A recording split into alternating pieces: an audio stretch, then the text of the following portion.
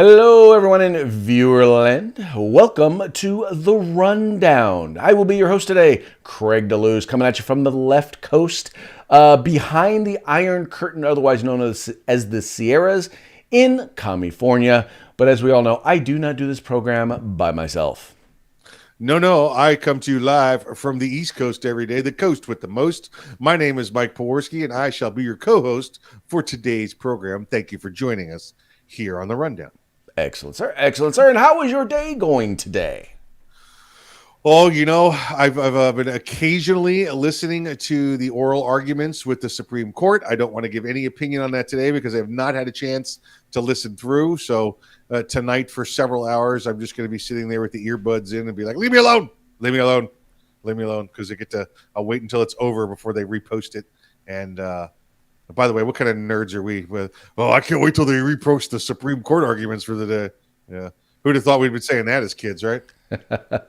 Well, they so often they so seldom take up Second Amendment cases that you want to hear these arguments because a lot of what we may see in an opinion is going to take place in these arguments, and Yes.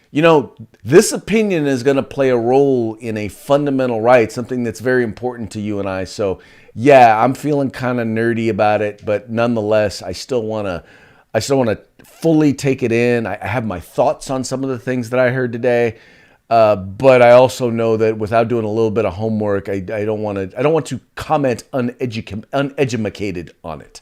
Yep, absolutely. So what we may do is, just hold off today. In fact, I think we'll definitely hold off today. We'll listen tonight, and that'll actually make some really good conversation with our guests tomorrow as well. Yes. Special guest. You guys will definitely enjoy the conversation tomorrow. But I'll bet you'll enjoy the conversation today because we've got we've got some really great news, interesting news, and unfortunately for Mikey, we have some very sad news. But I don't like sad news. You don't like sad news? No sad news. You were the one who, before the show, spent like 40 minutes lamenting today. Like, wait, how many days, Mike? Today's a letdown. It's a day that is. It's like waking up after a great, like celebration party, like after going to a graduation or something like that. You wake up the next day and you realize the status has changed. Everything's different now. Well, today everything's different. It's sad. So I think you got a picture there, Craig. And why is that, Mike? Yeah, let's see that picture. I'm going to explain to everybody from the picture. People ask me what I do in the winter when there's no baseball. I'll tell you what I do. I stare out the window and I wait for spring. That's Rogers Hornsby, original Hall of Fame class of the St. Louis Cardinals. Yes, Craig. Braves won last night. Congratulations to the Braves. It's good to see the cheating Astros go down. Finally a little bit of justice for them. So the Braves played a great game yesterday, and of course, like we said, storybook, kind of stuff going on with them. Being told they can't play, they can't have the All-Star game in their town, and they just decide, screw it, we're going to win the whole freaking thing, and that's exactly what they did. Came back and won it, and won 11 games. They won 11 postseason games to win that World Series after taking over the division. After being in third and fourth place. So they had 20 fewer wins than either the Giants or the Dodgers going into the playoffs. Now let's say this. Listen, the National League East, which is the Braves division, played a really poor year. The Braves won that division. No, they won it. They played better than 500 baseball.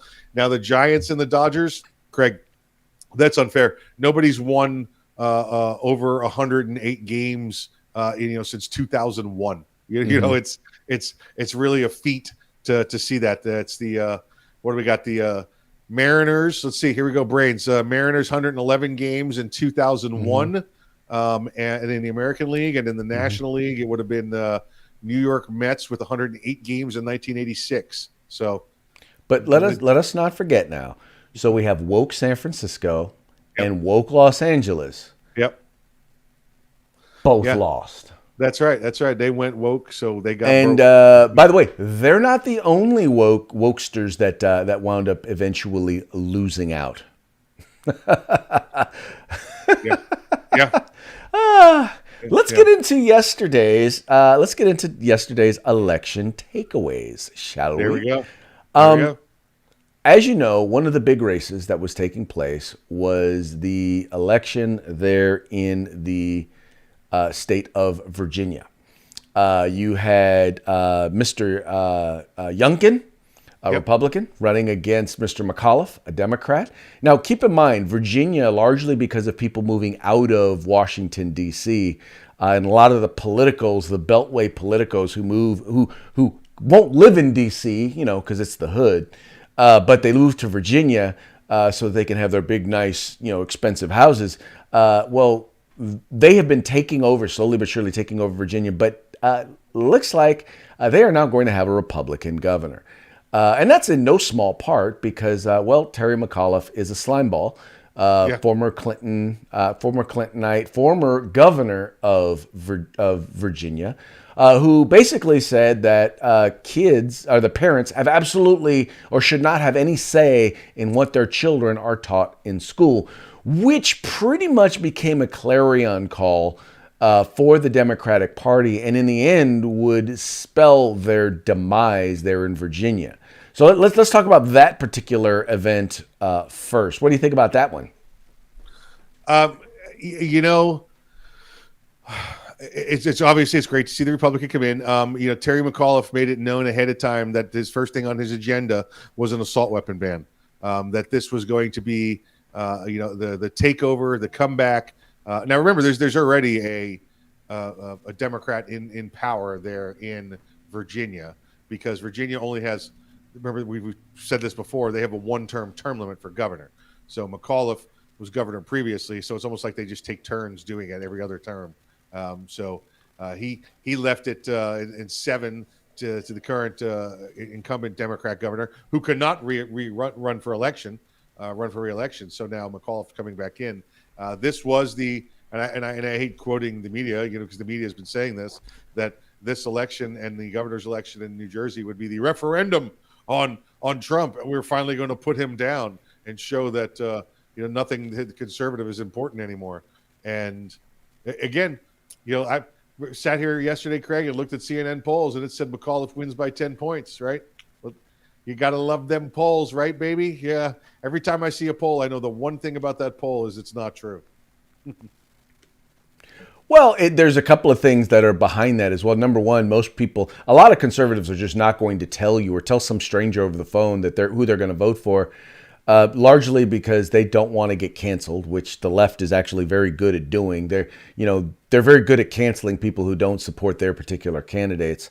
But the other thing I think to be wary of in this particular case, by the way, for those of you who don't know, the governor's race in New Jersey is actually right now in a dead heat. As far as I know right now, they have not decided who the governor of New Jersey is. Now, anyone who knows New Jersey is a very blue state. Now, I think there are a lot of probably purplish voters there, but it's a blue state. And the very fact that Governor Murphy, who is one of the most anti-gun, anti-Second Amendment governors in the country, is in danger of losing his seat in a place like New Jersey, one has to be incredibly excited and realize that the issue right now is about a lot more than just what's going on in New Jersey, but the fact that there is a national referendum on Democrats and on their policies. And whether it's their economic policies, whether it's their criminal justice policies, whether it's their education policies,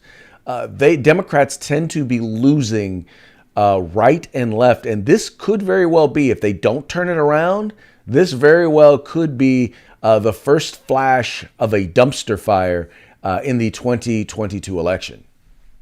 I'd say, Craig, that New Jersey is actually a swing state. It's like a Pennsylvania. It's like a Virginia. It's like a North Carolina. It is one of those states that sits with a lot of Republicans in it. Now, this is unlike what we'll see in out west, but on the East Coast, these are the city clearly controlled, the major city clearly controlled by the liberals and the Democrats, and the entire rest of the state. And New Jersey is like this. The entire rest of the state is red. the more rural areas, not the urban areas that the liberals control. So it's a matter of who won the get out to write vote. Who won the go vote portion of this election.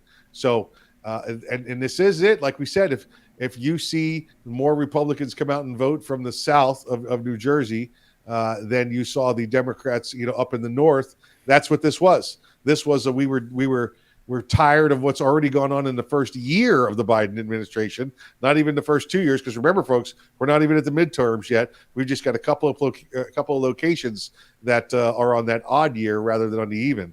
So this is a big deal. And again, like Craig said, depending on where you look, it's not being called yet. Now, Craig, my prediction for New Jersey, because New Jersey is dirty Northeast politics, is that they're going to find 20, 30,000 absentee ballots that they forgot to count somewhere. Hey, look what I found over here. It's all going to be for Murphy and not Citarelli. Hey, Hugh Hewitt wrote a book. It's called "If it's not close, they can't cheat," and that's basically the Democrats' game plan. If it's close, if we allow it to be close, they will find a way. They will find a way to cheat, and then they'll lie about cheating.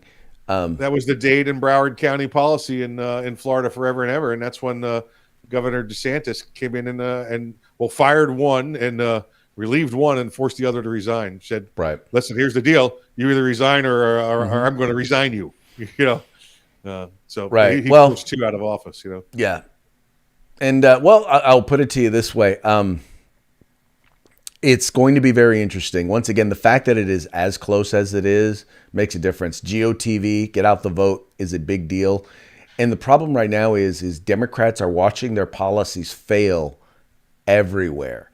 And the worst part is that the one policy that I think is hurting them the most is this, critical race theory. You parents shouldn't have any say in what your kids are learning, because they don't understand that, liberal parents, conservative parents, the fact is parents believe that they have a right to make decisions for their children. When you start telling them that they can't or that they don't have any right to, you're going to piss some people off. You start messing with people's kids, and all of a sudden party politics goes out the window with a lot of folks. Now, some of the folks, the folks who've completely 100% sold out, yeah, you're never going to get them. But those middle of the road voters who believe in, the fact that they have a say over their kids, they're not buying it.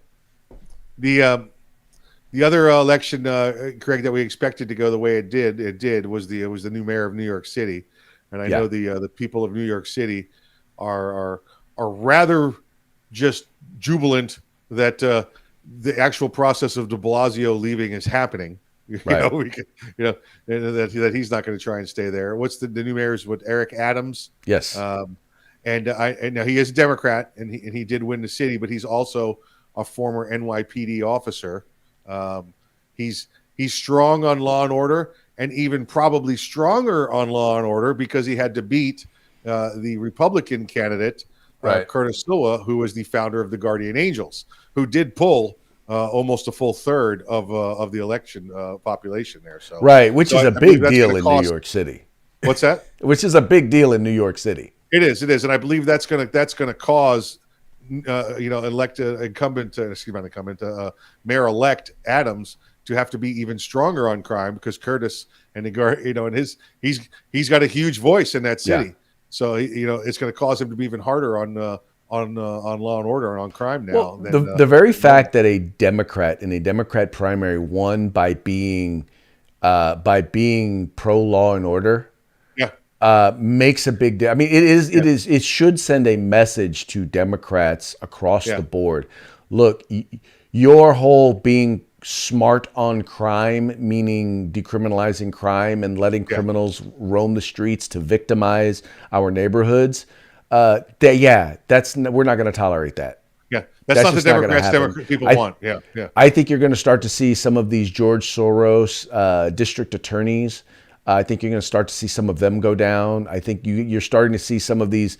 They're trying with sheriffs. I think you're going to start to see if a sheriff is not about law and order, if a district attorney is not about law and order, if mayors and if they're not, I think you're going to start to see some of them go down. In particular, if you see Democrats running against them who are willing to stand up for law and order. Yep. Agreed. Yeah. Well, someone else who's kind of, well, I guess you could say standing up for law and order. As you guys know that I have to use quotations, an investigation into what happened on January 6th. Well, one of the things that's come out during this investigation were statements that were made by a number of different people. Now, Lindsey Graham, who, we all know is Senator Lindsey Graham, the senior senator from South Carolina, during the event that took place on January 6th, needless to say, he sounded a little bit concerned and a little bit scared. He said to these sergeants, we give you guns for a reason. Use them. Take back the Senate. I don't know. Before I say anything, I want to get your take on this one, Mike. And I think what we have here is some quotes probably out of context. Did Lindsey Graham say this the first moment they slammed the doors shut and said there was an invasion? Or did this come at the end after they said, no, it's just the people that are coming over from the Trump, from the Trump rally? Craig, if you came to me right now and said there's people storming your house, hell, let's grab the guns and defend the house. But if I found out later it was my family, I may not be as fast to shoot. Is what I'm saying. Depends on which side of the family too, I guess. But I think I'd need to know more of the context, because I think as a law and order guy, a self-defense guy, that's going to be my initial reaction is to let's get the people here that can stop this from occurring. Let's get the people here that can stop the loss of life. So I'm not willing to throw Lindsey Graham under the bus on some reporter's secondhand information. Well, I will tell you, number one, I firmly believe he said it. I could totally see him. I can imagine in my head him saying it. But my point is pretty much similar to yours. We were not there, so we weren't in that room where it happened. So we don't know what they knew, what they didn't know. We didn't know what they were told, what they weren't told. All they may have known was that the Capitol was quote unquote under attack. Correct. And so, they pretty much took the position. If I thought my house was under attack, I'm like, look, that's what I have guns for, is to protect my home. I might take the same attitude.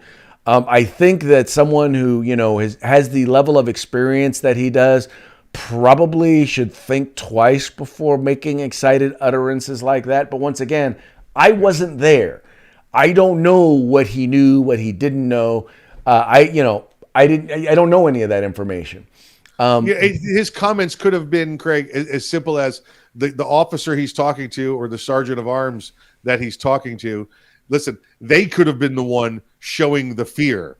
And Lindsey's comment could have been, well, you got a gun, go do something about it. He could have been calling out the cowardice of the police officer in front of him. Okay. But we also have to admit, way too many factors here. We also have to admit, though, he could have been cowering behind the sergeants as well. That is as likely as the other. I think that I'm just not going to judge which it is. This is what I do have an understanding of, is that they all have their handlers, and they try to act like they are Secret Service. So they were actively taking the senators and the Congress, the representatives out, all of Congress out, and forcing them as far away as they could into the secure chambers of their offices. They were trying to do that. They were moving them as far away as possible. So it was probably a little chaotic. So while being pushed backwards away from where the incident's going on, and watching the fear in the faces of the officers, I think that's more than likely where his response comes to them. Once again, do something. Why are you running? Do something. I don't disagree that that's a possibility. Yeah. I'm not going to assume one way or the other. It's, once again, I just think it's an interesting quote that I'd like to see him. Yeah. I'd like to hear his perspective on it. How about that? Yeah, and again, I haven't. had any opportunity to get any of this confirmed. We've just got, like I said, the stories come out through second and third hand, unsubstantiated with anonymous blah, blah, blahs. So I'm not throwing anybody under the bus for that. I don't care if it was him, Lindsey Graham, or Joe Biden. I want actual evidence and not satirical or something that's meant to be demonstrative. I hear you, sir. I hear you. Okay, moving right along. Speaking of satirical. All right. There's irony and then there's irony. And, it's a local story, so there's not really a whole lot really to this except this. There was an event. It was a Stop the Violence event. It was designed to stop gang violence or gun violence. It was a boxing match. All right, so this is a boxing match that was a Stop the Violence boxing match where an individual showed up, shot and killed one person, and injured 4 more. Now, I'm just trying to imagine this. Now, I don't want to say I participate. I've been somewhat involved in, kind of learning more about combat sports, but I do consider combat sports to be violence. They are violent in nature, very strategic. Very excellent sports, but they're violent. So I'm like, we're going to have a violent Stop the Violence event where there was violence with a gun. Is that the very definition of irony? Yeah, it's pretty ridiculous, right? I used to have a coach in high school, and if you got caught fighting, he'd pull you out and put gloves on you and make you fight in front of him. It was almost like, you guys aren't allowed to fight unless it's in front of me for my pleasure. It was just like, what? Hold on, what are we doing here? But this seems odd, right? That we're going to stop the violence by hosting this event for violence. Right. They could have had jousting there also, Craig. Maybe perhaps sword fighting. We're gonna get rid of the violence with the guns by giving them swords instead, and then watching them do battle. It doesn't make a lot of sense to me, Well, okay, so I will say this. To a certain degree, I get it in that back in the day, and you probably remember this time, when we were young, you got a beef with somebody, you knuckle up, you go to blows, and the best man wins, and you move on. But nowadays, people feel like there's this need to, okay, well, if we do fight, I got to get my friends in it. You got to get your friends in it. We got to jump you, right? Or we have to use a weapon like a knife or a gun in order to settle a beef. And I think to a certain degree what they're trying to show here is, look, we're going to have disagreements. And sometimes us as guys, we're going to settle that, we're going to settle it, with a little bit of force. Well, why not do it in a structured manner, in a way in which we used to do it, where the worst case scenario, you walked away with a fat lip or a swollen eye, as opposed to people walking away dead. Unfortunately, this one in this particular case, they didn't know how to. They didn't know where to stop. Yeah, exactly. And listen, I want to be clear too. I know. Craig's talking about, two guys with a beef. Okay, he's not talking about bullying. He's not talking about the jackwagon coming after the 80-pound freshman for his lunch money. That's not it. You see that happen, and that's it. Then it's your job to stop that. Either go over there and then you confront the other bully, or something else. You don't let victims be victims. That's just not how honor and integrity work. So completely. So I know there's a big deal with bullying out there. I just want people to be clear that you're not referring to that. No, I most definitely am not. You're referring to me and you getting a beef one day over some girl. Well, it's time to go settle it. Well, I'll tell you right now, when I was a kid, I was a relatively small kid, and I hated bullies. So I was always getting in fights. And I will tell you right now, I didn't lose. Well, first of all, not because I was the best fighter in the world. I picked my battles wisely, and I did whatever I had to do to not get beat up. Did you fling poo? Did you ever fling poo? Huh? Did you ever fling poo? No, I did not fling poo. Well, you said you did. Although if that had been an acceptable method, I probably would have flanged some poo. If there had been some sort of mixed if there had been a need, Right? If there had been some sort of mixed martial poo flinging back then, you would have done it. Hey, let me tell you right now. Look, the poo would have hit the fan. Let me tell you. Oh, just like that. The feces contacts the rotary oscillator. It's called a distraction. Yeah. Look how healthy I am. My attitude was always, look, if I'm in a fight, this is not for entertainment. This is not for sport or for pride. I'm trying not to get beat up. All right. I'm trying to get out of this. First of all, nobody gets out of a fight unscathed. Right. Even if you win, you still are worse off than when you went into that fight. That's it. Listen, if you want to see a fight for entertainment, come to the football game on Friday or the wrestling match on Thursday. Right. This is about me trying to get out of here, in one piece. Exactly right. Yeah. But yeah, no, I am anti-bully. I hate bullies, which is probably why I have such a strong attitude towards so many people in politics, because I hate political bullies. And that's right. If there is a place where bullying still seems to be a thing and seems to be completely and utterly appropriate and okay, it's in politics. I think you should in politics. You should be able to turn to the crowd and get a rule. It was that, like you would when you're in baseball, when you want to find out from the first or third plate umpire, was that a strike? Did the guy miss the call? And you should be able to turn and go, was that bullying? Was that bullying? Good. And then you get to punch the guy. It was bullying, so I get to punch him in the face. Right. What they're going to say? Yeah, that was bullying. Look. Are you not entertained? That's it. Yep. Go on, lift your chin, tilt it a little.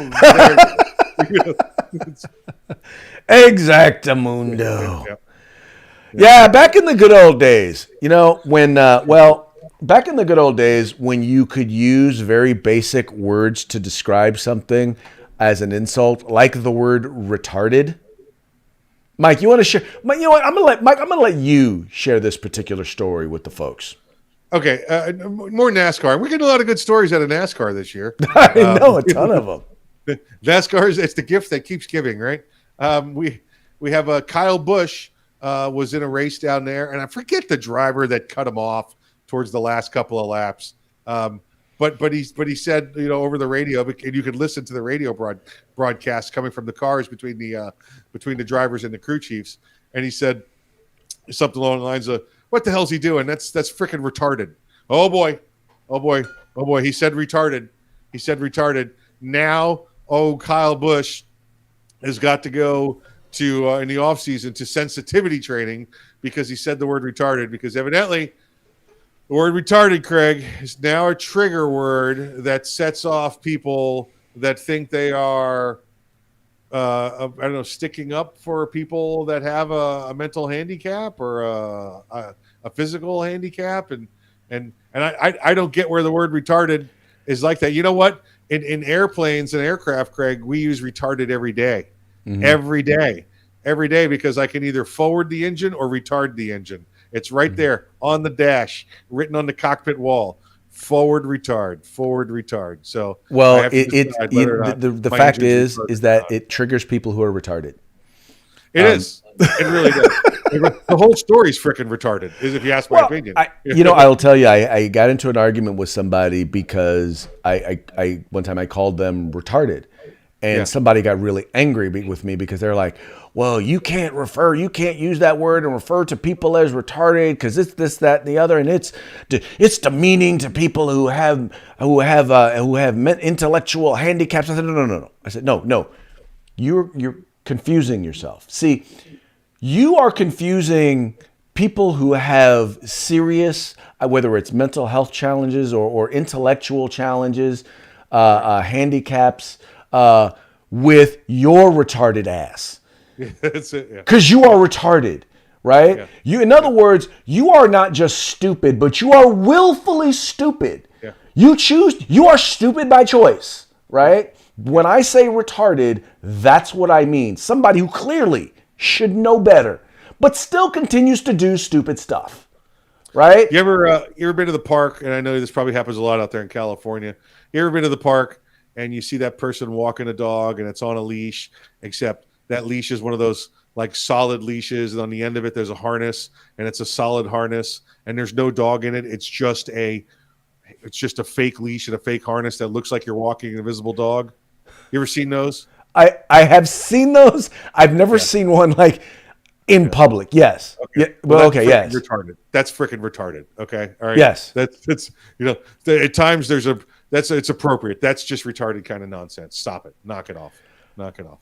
It's okay. It's an everyday word, which means it's either full forward or full backwards. All right. You're either 100% engaged or you're not. That's all it means. Nobody's when they say that move was retarded. Nobody's saying that move's retarded and your mentally challenged handicapped nephew is an imbecile. Nobody means that. That's not what it says. Stop finding offense in words where there's no offense in words. In fact, Craig, you said the N-word earlier in the program, and I know there's people that are offended because you can't say the N-word anymore like that. Oh, you're referring to nerd. Yes, it's exactly the word I'm referring to. I was like, okay, which N word? Yep. Well, but it's, first of all, people have to understand something. And I'm like this, especially when it comes to senior citizens. I'm like, my mother used to say some things and used to say it in a way that I'm like, I used to think to myself, yeah, you can't say that. And by the way, my mother passed away a while ago. So this was before we were full woke. I mean, this was before, George Floyd. So this is, but I used to always say, Mom, you can't say that. But I also had to realize that she grew up in a generation where that was just, that's what you said, and that's how you said it. You didn't mean anything by it. You didn't mean anything negative, but that's the language that you grew up on. And I'm sorry, but we're talking about a NASCAR driver here. You can't expect that all of a sudden he's going to stop using the word retard, which he's probably used at least once a week for most of his life. Oh, I listen. I probably say it every other sentence in my brain when I look at people. But that's just because I'm kind of retarded too. So I will tell you this, and this is how you know. So you try and take I've taught in public schools, right? And I'll have some kids who they'll be in class. And I remember when we were kids, man, we used to have like the off switch for the curse words. They don't have it anymore. No. And you would have kids who would be dropping. Every other word was an N-bomb. Yeah. Every other word was an N-bomb. And to watch them try and not use it was highly entertaining. Yeah. But yeah, it's just like sometimes once you use something, you use a term and a terminology that is wholly acceptable and has been wholly acceptable, it's not just going to stop. So you know what? You got to kind of be like, oh, so in this case, they're going to send him to sensitivity training. And he's going to learn why the word retarded is a bad word, and the retards are going to, try and make sure that he doesn't call them what they are. Greg, that reminds me of the Tracy Morgan skit talking about Paula Deen. Did you see that? Oh yeah. He's like, she wanted to say she was 18 when the Civil Rights Act was passed. He's like, she had 18 years of using the N-word. For free. She'd be using it for free. Right. She had 18 years for free. I mean, it's like, you got to slowly back off that, maybe you only use it 10 times, but that's the truth, yeah, it is, right? Because that's human nature. We're at a point now where we want to deny what human nature is. Yeah. All right. Exactly right. On that note, we actually have, speaking of human we nature, actually have a couple of parting shots today. Some of you may have heard the rumor, and I'm willing to say that as far as I know, it was a rumor that, while visiting the Vatican, the president may have shat himself. Now, I listen. I have some government folks, some government friends. I have one step above rumor that it did happen. Well, we actually have confirmation. He admitted to it. We did. Yeah. We admitted to it, and here's the video as part of our parting shot. Did you poop your diaper? Yes, I did. A little or a lot? A lot. Is there a crisis at the corner here?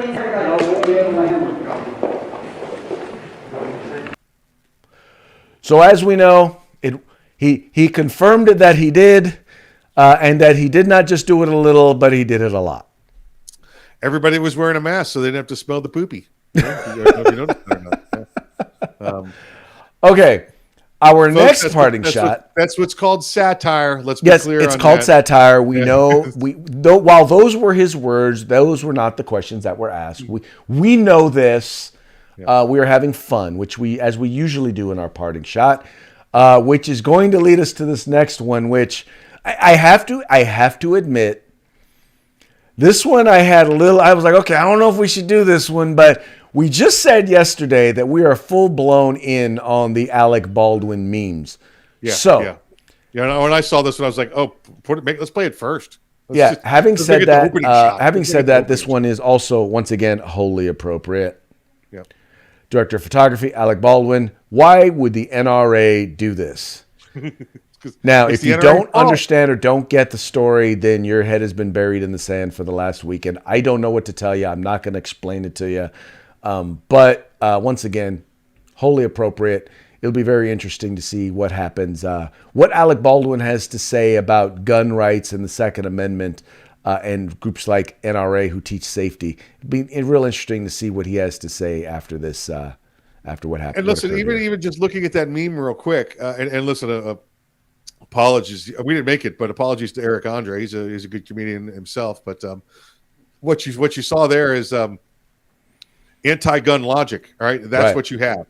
All right, if the NRA did not exist or did not fight us, we could get rid of guns. And if we got rid of guns, nobody would get shot. And as an example, here I am shooting someone. Way to go, NRA. That's pretty much what he's saying. What they're saying. Yeah. They're blaming the NRA because logic. guns exist. And first of all, the NRA didn't invent guns. Number two, the NRA is not responsible for people who use guns to shoot people. How about not letting criminals out on the street? How about that? Yeah. Well, there you go. Just saying. There you go. All right. Well, hey, it's about that time, Mikey. We're running a little over. Let's how about a quick shout out to our sponsors? A Guerrilla Machining, a Grid Defense, and the California Republican Assembly. Shout out.